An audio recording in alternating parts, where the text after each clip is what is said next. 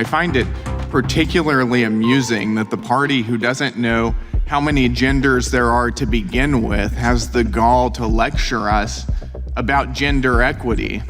But if we want to talk about gender equity, let's talk about it. Which party believes that men should be using women's bathrooms? It's not this side of the aisle, it's the Democrat Party. Congressman Brandon Gill calls out the Biden administration for meddling in other countries, trying to wokeify them while using American tax dollars to not support American interests. But before we get into that, I want to remind you guys to subscribe to RTM News because it ensures to YouTube that you're enjoying these videos, and in turn, it will show up in your feed and they'll push it out to more people. I'm Titus. Let's get into this video. Member yields back. And with that, I believe that Mr. Schmidt, you're going to yield your time. Is that correct? Okay, so Mr. Schmidt is going to yield his time to Mr. Kiley, who's not going to speak quite yet because Mr. Gill's in front of you, but I wanted to make that note. Okay, thank you, Mr. Schmidt. With that, Mr. Gill is next in line from the great state of Texas. Thank you, Mr. Chairman, and thank you for putting this hearing together here and helping us continue to identify waste, fraud, and abuse that we can cut out of our federal budget, particularly abuse that is pushing left-wing pet projects. But before I jump into that, I'd like to address something that one of my colleagues on the other side of the aisle mentioned earlier about gender equity. I find it particularly amusing that the party who doesn't know how many genders there are to begin with has the gall to lecture us about gender equity. But if we want to talk about gender equity, let's talk about it. Which party believes that men should be using women's bathrooms? It's not this side of the aisle, it's the Democrat Party. Which party believes that men should be playing in women's sports? It's not this side of the aisle, it's the Democrat Party. Which party believes that our tax dollars should fund transgender surgeries for minors? It's not this side of the aisle, it's that side of the aisle. And those are things that they don't like to talk about because they know how wildly unpopular they are with the American people. But that is the reality, and that's what we are up against right now, is a Democrat Party that is pushing some of the most wild and perverse social programs on the American people. But with that said, I'm glad that he pointed out that it is not representative of all Americans to support those things.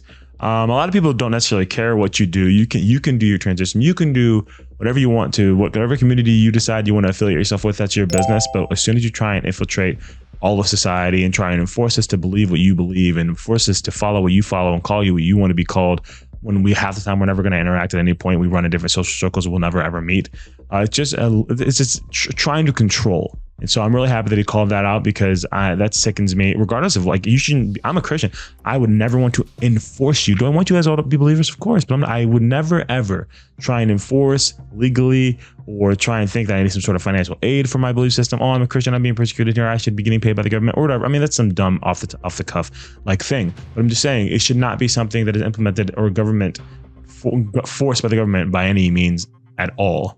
And so I'm glad that he called out the Democrat Party and not Democrats or American civilians, because you cannot put that on them, because a lot of them, voted for Trump this time around because they didn't like a lot of the wokeness that was happening. So great distinction. I'm sick of this nonsense. I'd like to jump into the point of this hearing, which is not gender equity. It's to talk about other left-wing projects. And Mr. Gonzalez, thank you for being here and thank you for taking the time. During President Biden's tenure, USAID under Samantha Powers took a particular interest in Hungary. Is that right? Yes, that's right, Congressman. Would you say that USAID's involvement in that country, including funding media organizations, was nonpartisan, or do you think that was used to push a particular agenda? Oh, it was meant to do regime change in a NATO ally, and a very key NATO ally. That was unconscionable. Would you say that Hungary is an important NATO ally in Central and Eastern Europe? Yes, it borders Ukraine. I believe, yes, it borders Serbia as well. Yeah, this is not this was something, we should never be doing this in friendly countries to begin with. The fact that Samantha Powers did this and met with leaders of the opposition before she met with government ministers whom she scolded. And our ambassador, well, I don't want to go into it because I know you have more questions, but. Well, that's where I'm going with this. Why do you think that the Biden administration was so interested in using our tax dollars to funnel monetary support for domestic political opposition in an allied nation in order to harm a democratically elected government?